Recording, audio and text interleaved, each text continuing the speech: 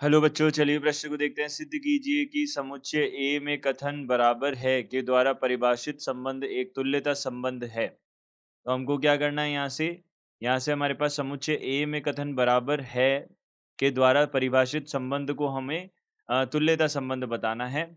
तो हमने बोला सबसे पहले मुख्य अवधारणा हमने लिखी। मुख्य अवधारणा के अनुसार तुल्यता संबंध कब होगा? जब यह तीनों शर्तों को संतुष्ट करता है। पहली शर्त है स्वतुल्यता। तो स्वतुल्यता के अनुसार यदि हमारे पास में देखिए R जो है परिभाषित है, ए से ए में हमने एक संबंध लिया, तो सभी जो हमारे पास अवयव होंगे ए में के लिए सबसे पहली शर्त है हमारे पास ए कॉमा ए जो है वह संबंधित होना चाहिए R से। दूसरी शर्त है सम्मित। सम्मितता में देखेंगे तो यदि ए कॉमा बी हमारे पास R में है तो बी कॉमा ए भी R में होना चाहिए। यह दूसरी शर्त हो गई। और संक्रमक के लिए हमने देखा तो यह क्या हो जाएगा हमारे पास में, यदि ए कॉमा बी संबंधित है आर से तथा बी कॉमा सी भी संबंधित है आर से, तो ए कॉमा सी भी संबंधित होना चाहिए आर में। यह हमने बोल दिया, तब हमारे पास संक्रमक होगा। तो हम बोल सकते हैं अतः तीनों शर्तों को संतुष्ट करने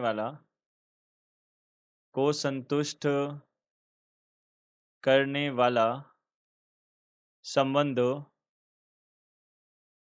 तुल्यता संबंध होगा। संबंध तुल्यता संबंध होगा, यह हमने बोल दिया। तो देखिए यहाँ से सबसे पहले हमने आर जो है ए से में परिभाषित है, हमको बोला है कथन बराबर है के लिए। तो बराबर है के लिए तो हम क्या कर सकते हैं, बराबर है के लिए हमने सबसे पहले जो संबंध बनेगा उसको परिभाषित कर लिया। तो बराबर है यानी कि ए बराबर बी, यह हमारे पास कथन है। तो इसके लिए तुल्यता संबंध हमको सिद्ध करना है। तो सबसे पहले हम स्वतुल्यता की बात करेंगे। स्वतुल्य, तो स्वतुल्य हमने देखा, तो स्वतुल्य में हमने देखा ए सभी ए संबंधित है ए के लिए हम यहाँ से बोल सकते हैं कि ए जो है वह बराबर होता है ए जो है वह बराबर होता है ए के लिए। तो हम यहाँ से बोल सकते हैं, इससे हम बोल सकते हैं ए कॉमा ए जो है वह संबंधित होगा आर में, यानी कि संबंध में, यानी कि ए और बी संबंधित होंगे। तो हम यहाँ से बोल सकते हैं यह कथन क्या हो जाएगा, कथन यानी कि संबंध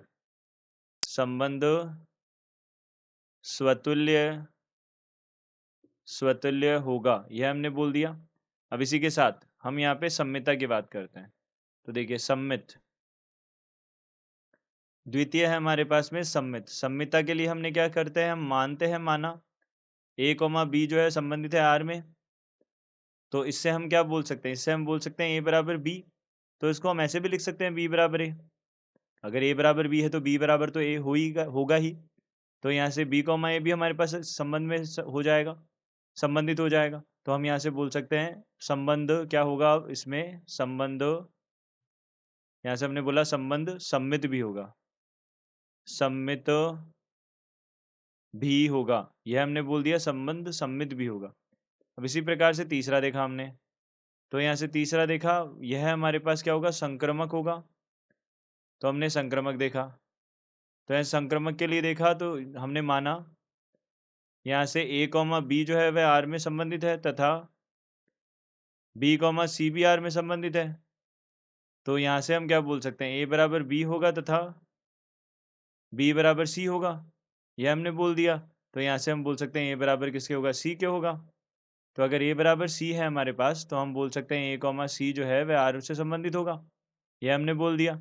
अगर ए कॉमा सी हमारे पास आर में संबंधित होगा तो हम यहाँ से बोल सकते हैं कि यह संबंध जो है वह क्या हो जाएगा, संक्रमक भी हो जाएगा।